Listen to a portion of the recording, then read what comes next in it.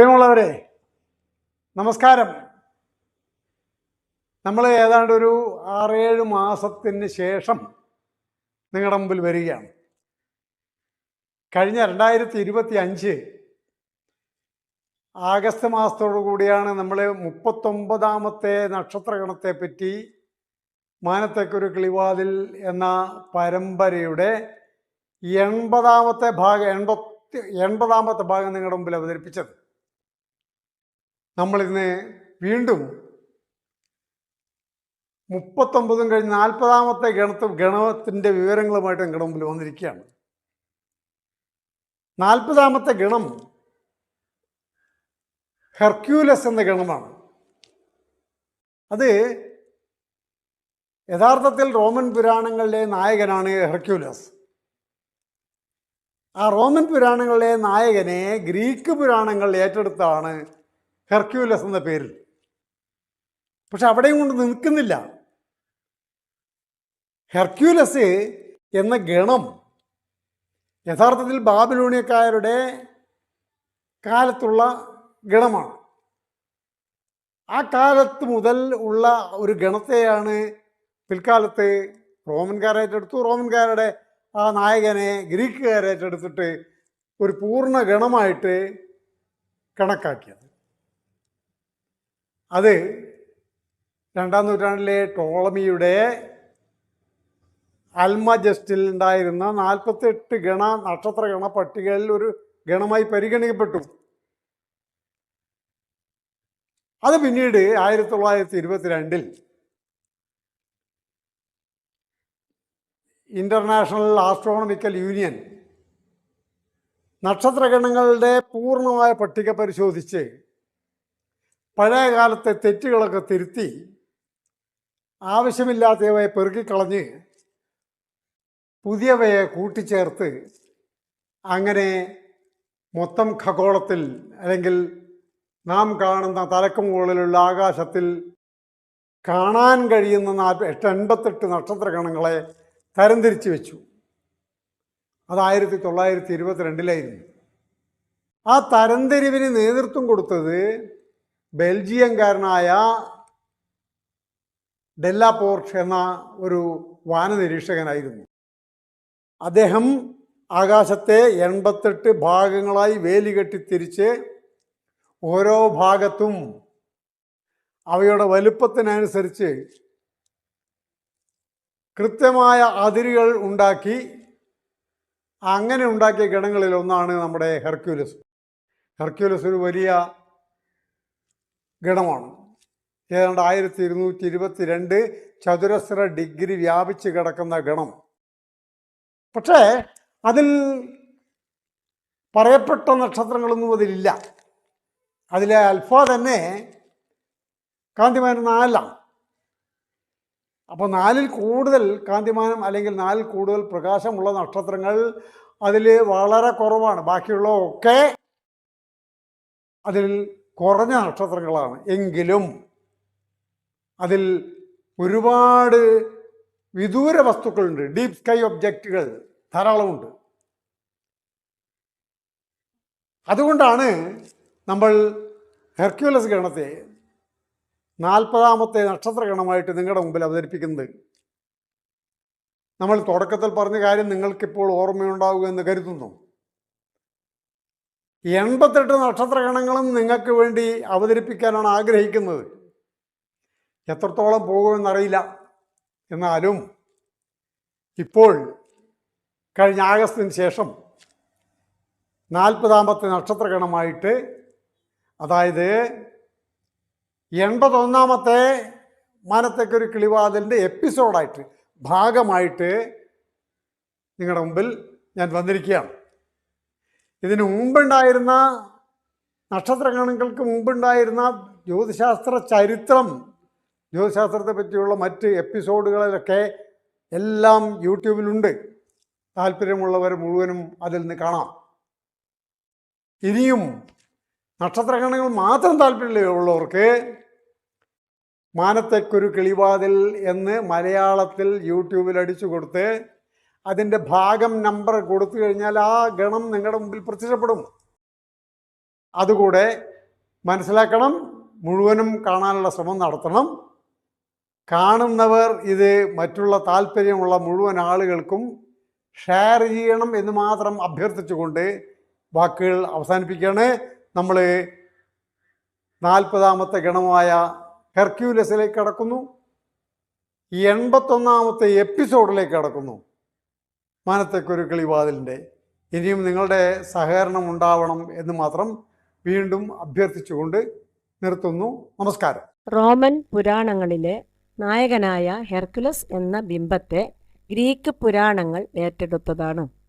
2ാം നൂറ്റാണ്ടിലെ ജ്യോതിശാസ്ത്രജ്ഞൻ ടോളമിയുടെ അൽ മജസ്റ്റിൽ ഉൾക്കൊള്ളിച്ച 48 ഗണങ്ങളിൽ ഈ ഗണം ഉൾക്കൊണ്ടിട്ടുണ്ട്. ആധുനിക നക്ഷത്ര പട്ടികയിലെ 88 ഗണങ്ങളിലും ഹെർക്കുലസ് ഉൾപ്പെട്ടിട്ടുണ്ട്. ആകാശത്തുള്ള നക്ഷത്ര ഗണങ്ങളിൽ 5ാമത്തെ വലിയ ഗണമാണിത്.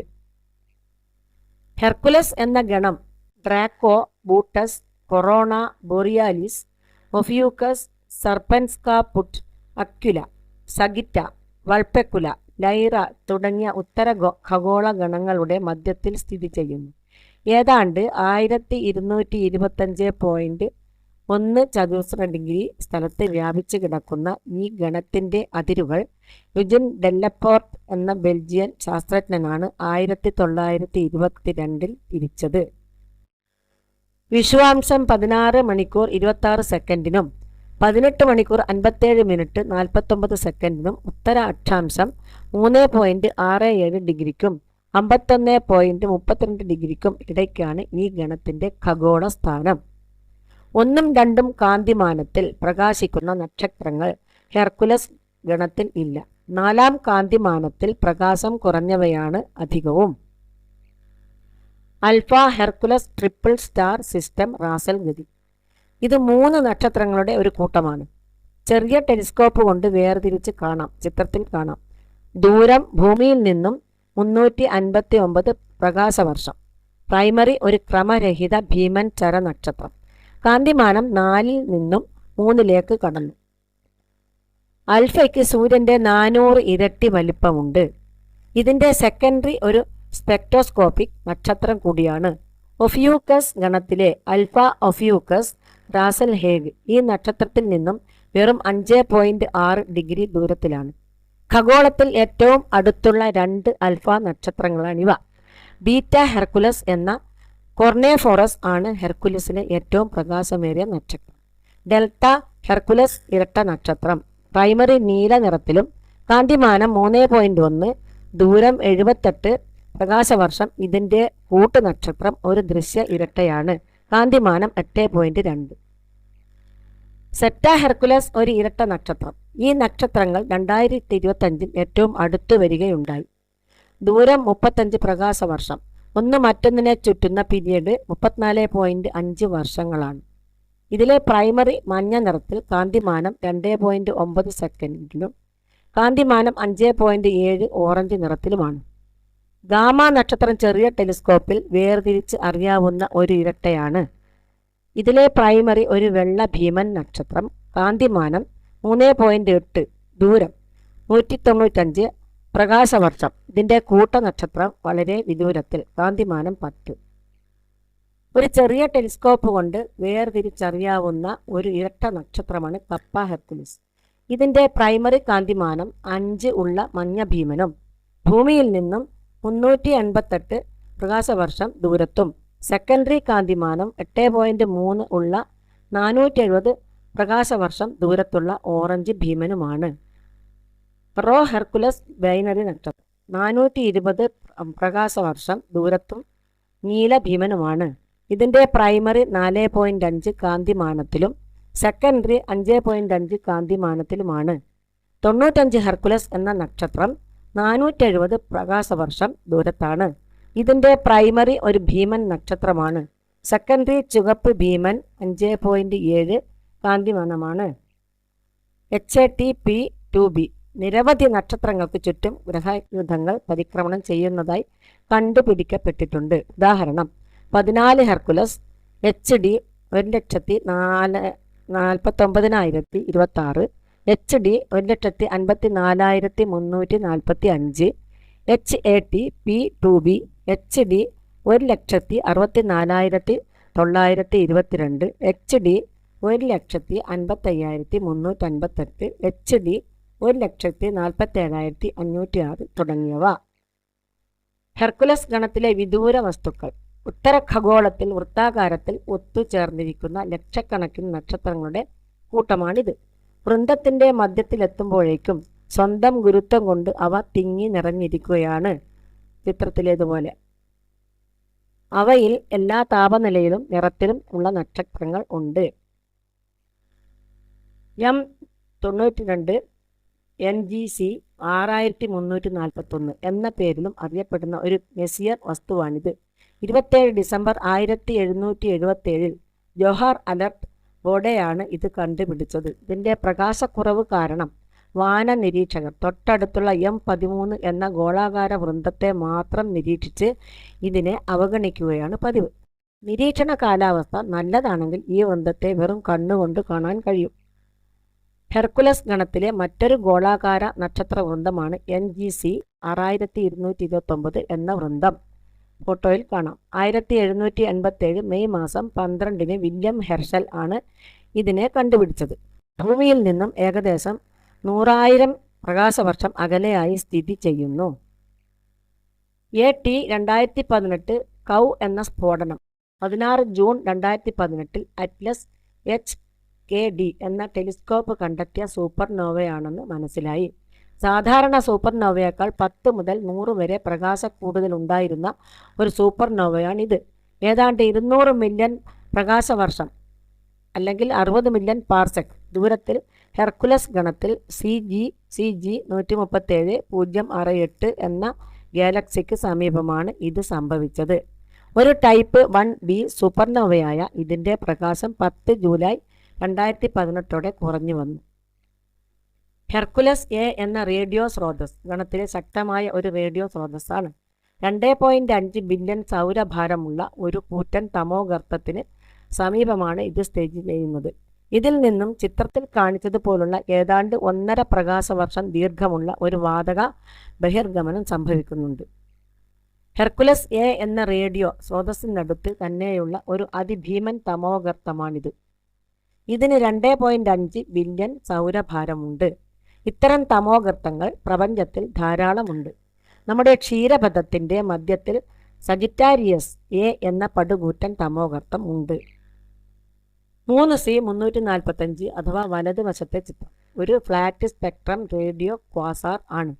ഇത്തരം ക്വാസാറുകൾ ബ്ലേസർ എന്ന പേരിൽ അറിയപ്പെടുന്നു.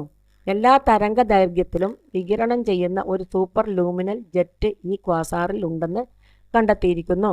E3 ടൈപ്പ് ദീർഘവൃത്താകാരത്തിലുള്ള 3C345 എന്ന ഗാലക്സിക കേന്ദ്രം ഒരു സജീവ ഗാലക്സിക കേന്ദ്രം കൂടിയാണിത്. റേഡിയോ തരംഗത്തിൽ നിരീക്ഷിച്ച സമയത്ത് 3 ആർക്ക് സെക്കൻഡ് നേരം നിലനിൽക്കുന്ന ഒരു റേഡിയോ ജെറ്റ് ഇതിൽ നിന്നും പുറപ്പെടുന്നതായി കണ്ടു. നമ്മൾ സ്റ്റെല്ലേരത്തിൻ്റെ ഈ ഭാഗം എടുത്തത് ഹെർക്യൂലസിൻ്റെ ആകാശസ്ഥാനം മനസ്സിലാക്കി തരാനാണ്. ഹെർക്യൂലസ് എന്ന ഈ ഗണം ഇവിടെ കാണാം. ഹെർക്യൂലസിനെ ഏതാണ്ട് മെയ് മാസത്തിൽ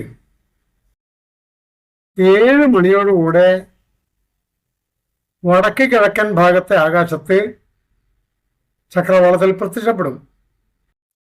ഇതാണ് ഹെർക്യൂലസ്.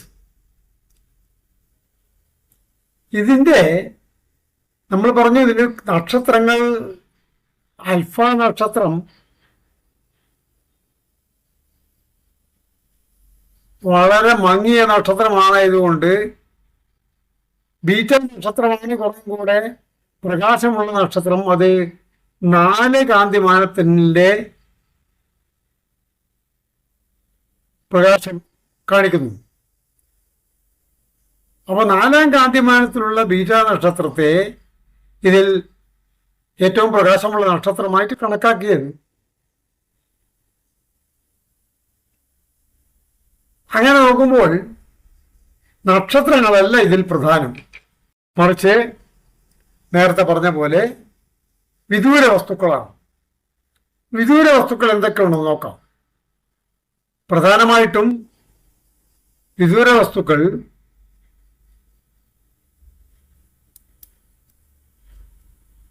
ഹെർക്യൂലസിലെ ഒരു പ്രധാനപ്പെട്ട വിദൂര വസ്തുവാണിത്. M13 നമ്മൾ നേരത്തെ കാണിച്ചിട്ടുണ്ട്. ഒരു ക്ലസ്റ്ററാണ്, അതായത് ഒരു ഗോളാകാര നക്ഷത്ര വൃന്ദം. അതിനെ കാണുകയാണെങ്കിൽ നമുക്കിവിടെ അതിനെ മധ്യത്തിൽ കൊണ്ടുവന്ന് ഒന്ന് കാണാൻ ശ്രമിക്കാം. ഇതാണ് ആ നക്ഷത്ര വൃന്ദം. ഇതിൻ്റെ ചിത്രം നമ്മൾ നേരത്തെ കണ്ടിട്ടുണ്ട്. ഒന്നിതാണ് ഒരു പ്രധാനപ്പെട്ട വിദൂര വസ്തു. മറ്റേത് രണ്ടാമത്തെ വിദൂര വസ്തു, അതും ഒരു ഗ്ലോബുലർ ക്ലസ്റ്ററാണ് M92.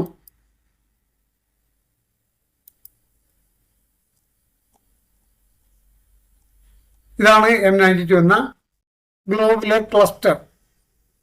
ഇത് നമ്മൾ നേരത്തെ കാണിച്ചിട്ടുണ്ട് ഇതിന്റെ ചിത്രം.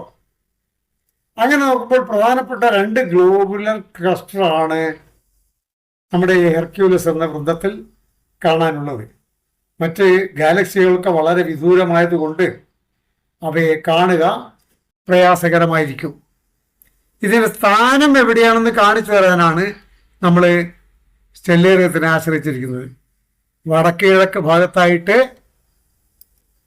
മെയ് മാസം വൈകുന്നേരങ്ങളിൽ ഹെർക്യൂലസ്